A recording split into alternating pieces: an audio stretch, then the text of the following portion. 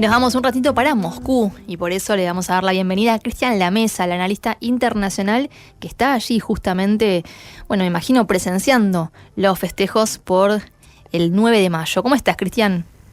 Hola, muy bien, buenas noches y encantado de estar con ustedes. Gracias por tu tiempo con Sputnik, como siempre. ¿Nos contás un poco, bueno, qué estuviste viviendo en estos días y en particular, bueno, el 9 de mayo? Acá llegaron imágenes realmente increíbles, ¿no? Acerca del despliegue, pero contanos un poco vos que estuviste ahí presenciando cómo fue esta gran conmemoración a los 80 años del triunfo de la Unión Soviética sobre el ejército nazi. Bueno, por supuesto que es un festejo que creo que ya a fines del año pasado se empezaron con las conmemoraciones, con las charlas, con las conferencias, porque obviamente todos los años en los que se conmemora y que caen números redondos, como bien lo sabemos, en este caso el 80 aniversario, tiene una implicancia muy particular. Y esto unido al contexto geopolítico, ¿no? En el cual Rusia se encuentra nuevamente a otro nivel en otras circunstancias, pero se encuentra nuevamente en una situación de amenaza existencial, tal vez no tan grosera y tan tangible como la que fue la de la Alemania nazi contra la Unión Soviética, pero el pueblo ruso tiene esa sensación y no le faltan motivos para esto.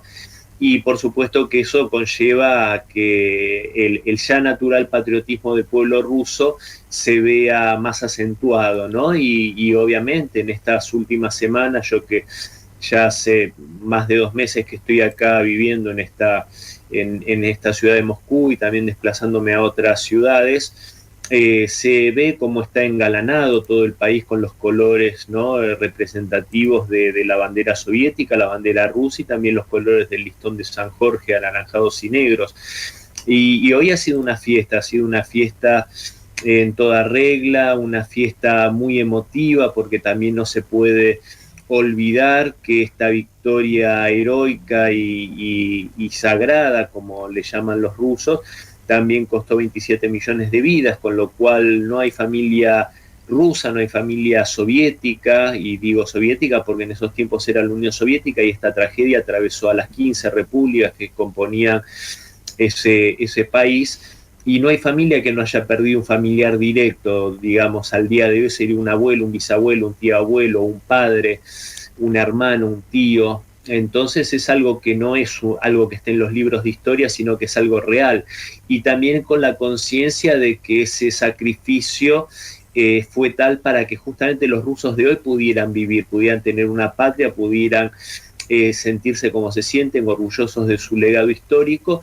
Entonces se juntan muchos sentimientos, y de algún modo corolario, de esta fiesta, más allá del desfile que siempre es imponente, siempre es algo que realmente da gusto verlo todos los años, pero por supuesto que en esta oportunidad, estando las delegaciones de los países invitados que estuvieron desfilando, también parte de sus Fuerzas Armadas, de China, de Bielorrusia, de Vietnam y de otros países, y también los mandatarios de estos estados, el presidente Xi Jinping al lado del presidente Putin, lo cual no solo tiene un simbolismo, y con esto cierro, Leila y Alejandro, para que sigamos charlando, pero yo veía el escenario y veía un simbolismo muy particular y muy fuerte, porque estos dos países que hoy lideran el camino del mundo hacia un rumbo multipolar más justo, son los dos países que sobradamente tuvieron más víctimas y más sufrimiento en la Segunda Guerra Mundial. El primero, la Unión Soviética, con 27 millones de muertos, 10 millones de militares y 17 millones de civiles aproximadamente, lo cual marca el carácter de guerra de exterminio que se libró contra el pueblo soviético, y el pueblo chino, que sufrió la barbarie de los salvajes japoneses, el salvaje militarismo japonés, que se cobró 20 millones de vidas del país asiático. Entonces, que hoy estos dos mandatarios, representantes de estos pueblos tan sufridos, estén ahí juntos en ese escenario liderando este mundo multipolar, es una señal muy fuerte, creo yo. Totalmente. Bueno, lo dijo Xi Jinping, ¿no?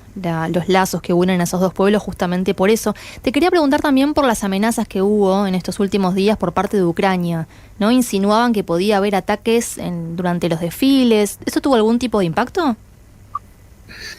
Mira, el impacto real que yo vi hoy, que por supuesto yo estuve con la gente de RT en español, estuve teniendo una participación que apenas dentro de unos minutos voy a subir a mi canal de YouTube, que es La Verdadera Política con Cristian La Mesa, para llegar a las inmediaciones de la Plaza Roja, al estudio de RT, realmente tuvimos que pasar por muchos controles de seguridad, lo cual no me quejo porque justamente ante una amenaza semejante, por supuesto que me pareció muy bien y muy acertado que estuvieran todos esos controles de seguridad, y de hecho no hubo ningún inconveniente, gracias a Dios, en el desarrollo de los actos conmemorativos. Después estuve con la gente de Telesur también. Y más allá de eso, más allá de algún tema que también se hizo por precaución con el tema de la señal de datos móviles de los teléfonos celulares, también, repito, como medidas de seguridad.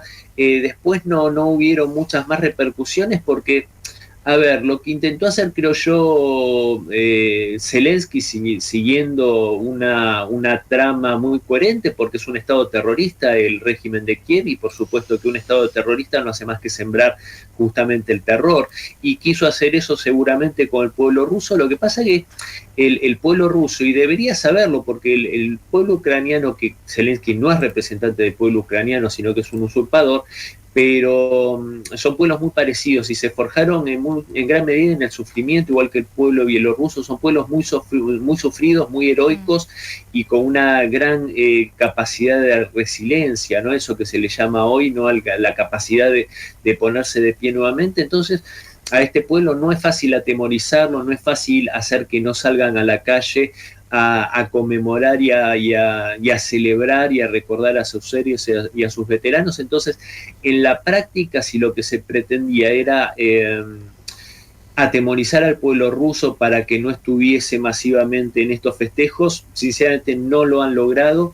Y yo, como te decía, Leila, estuve no solo en la Plaza Roja, después estuve en Parque Culturi, con la gente de Telesur, estuve en otras locaciones, y realmente a mí particularmente me llena de emoción porque se ven familias enteras donde, ni que hablar los veteranos que se ven, que cada vez por una cuestión biológica quedan menos, pero es muy emocionante ver a los veteranos con todas sus condecoraciones, viejitos pero orgullosos y ahí presentes, pero ver a familias enteras donde se ve desde el abuelo hasta los nietos con emblemas representativos de la victoria en la Gran Guerra Patria. Entonces vos ves de vuelta cómo esto es algo que no son los libros de historia, es algo cercano en cada familia, y es un patriotismo que creo que nuestros países en Iberoamérica sería muy bueno que pudiésemos cultivar ese amor a la patria, ese patriotismo, porque es lo que conduce a defender justamente a tu país y a tu cultura y a tu herencia. Cristian, ¿qué tal? Te saluda Alejandro desde aquí. Toda conmemoración hace referencia al pasado, pero hablándole al presente también y al futuro. En esta particularmente, ¿cuál te parece que es un mensaje importante, también teniendo en cuenta que se habla y cada vez más fuertemente, ¿no?, de la vigencia del nazismo? Sí, es muy acertado, Alejandro, lo que vos señalas, y en Rusia, por supuesto que a mí me pasó hace apenas un par de semanas, estuve en Ekaterimburgo participando de una conferencia en la Universidad Federal de los Urales, y donde estaban invitados era la conferencia Foro Panruso de la Juventud. Y ahí habían delegaciones de jóvenes estudiantes me impactó mucho porque habían jóvenes de Lugansk, de una de las repúblicas del Donbass. Y ¿me toman o perdí la señal? Perfecto, estamos. Perdón, acá parecía que se había cortado. Y bueno, ver estos jóvenes que gran parte de su juventud y su niñez la vivieron dentro de una guerra civil, y ver el afán de conocer, de saber, el patriotismo, el afán de educarse y de cultivarse para el futuro de Rusia en este caso, yo creo que es una síntesis muy virtuosa la que hay en este país de la memoria histórica, el respeto al pasado y a los veteranos, como nombraba hace un momento, y el cuidado de la niñez, de la juventud, y el cultivar en ellos ese amor a la patria, y creo que eso es lo que hace justamente que este país, que es un país con una historia milenaria, porque como continuidad histórica no se puede separar a la Federación Rusa de la Rus de Kiev, pasando por todos los periodos que hubieron en medio, y creo que justamente es por esto que pueden tener esta continuidad y esta tradición. Y en ese sentido creo que hoy lo hablaba con la gente de RT, hoy se hacen muchos congresos y cuestiones que hablan del antifascismo, ¿no? De la lucha antifascista, etcétera, lo cual me parece muy bien y muy virtuoso si vamos a lo real que significa la palabra fascismo, nazismo. Pero hay que tener cuidado porque con los que realmente representan al fascismo, los que representan esas fuerzas oscuras, no son a los que algunos grupos pseudoprogresistas latinoamericanos, en especial de la pseudoizquierda, grafican como grupos fascistas, porque yo no escuché a nadie decir que Pedro Sánchez, el socialista español, es un fascista, y ese sí que es un fascista, porque es un otanista, es un globalista y es una persona que está en contra del mundo multipolar y de todo lo que tiene que ver con conducir el mundo hacia un futuro mejor. Y si nos hablan de otros líderes soberanistas como si fueran fascistas, cuando lo único que hacen es defender los intereses soberanos de sus pueblos, cosas que no hacen justamente globalistas como Macron en Francia o como Starmer en el Reino Unido. Entonces también es hora de resignificar cuál es la disputa hoy que realmente está dirimiendo el futuro de la humanidad, que es globalismo versus soberanismo.